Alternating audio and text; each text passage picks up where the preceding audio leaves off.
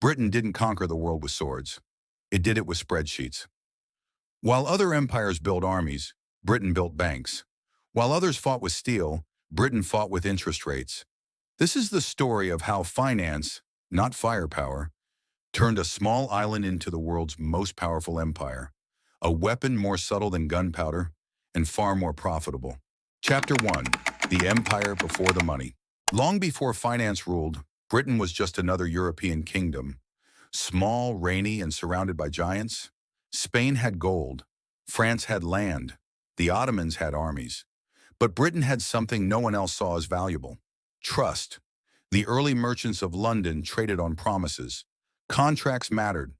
Reputation mattered more. And in the 1600s, when Britain discovered that money could multiply faster than muskets could fire, everything changed. Chapter 2. The Birth of the Financial Empire. The year is 1694. Britain is broke. War with France has drained the treasury. So Parliament approves a radical idea: create a private company that could lend money to the government. That company became the Bank of England. In return for lending £1.2 million, the bank was granted the power to issue paper money, turning debt into currency. It was the birth of a system that would make war profitable, not costly. Britain could now finance wars without bleeding gold. Each pound loaned was a seed that grew interest and power. Chapter 3. War on Credit. Napoleon had armies. Britain had bonds. Instead of taxing its people to pay for war, Britain sold debt to investors, ordinary citizens, merchants, and foreign allies. Those investors earned interest, as long as Britain won. Every cannon fired was funded by the promise of repayment. Every ship launched was backed by confidence in the pound. Napoleon once said, "Britain is a nation of shopkeepers." He was half right.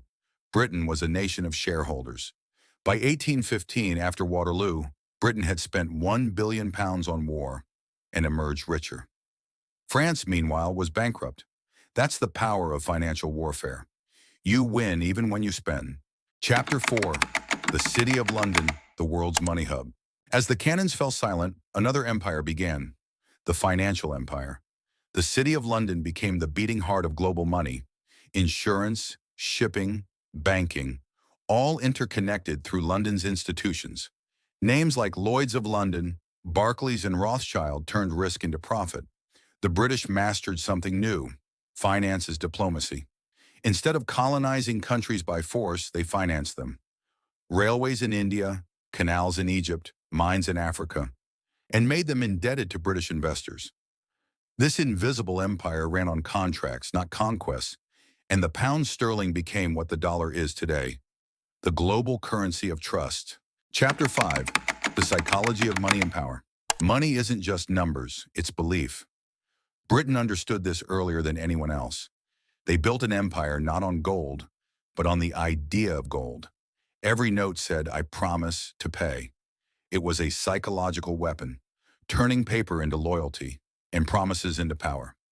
By creating stable institutions, consistent interest payments, and enforceable contracts, Britain made finance feel safe.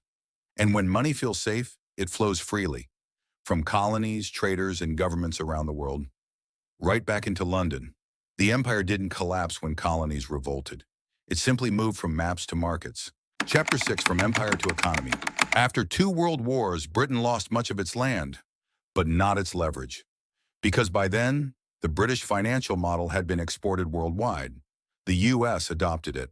Wall Street was built on City of London principles: investment banking, central banking, insurance, credit. Even after the pound lost global dominance to the dollar, London remained the center of global finance.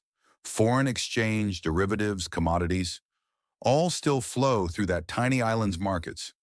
Britain may have lost colonies, but it never lost cash flow. Chapter 7. Legacy, the weapon still fires.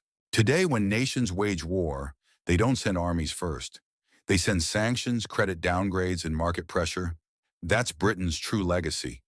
The idea that the most powerful weapon isn't military, it's monetary. Wars can be lost on the battlefield but won in the balance sheet. Finance was, and still is, Britain's invisible empire. Empires built on land fade. Empires built on money endure. The British learned that wealth is the most efficient army. It never sleeps, never bleeds, and conquers silently. So the next time someone tells you history is written by the victors, remember, the bankers kept the receipts. If you enjoyed this deep dive, subscribe for more hidden stories behind money, power, and empires. Because history isn't just what happened, it's what was funded.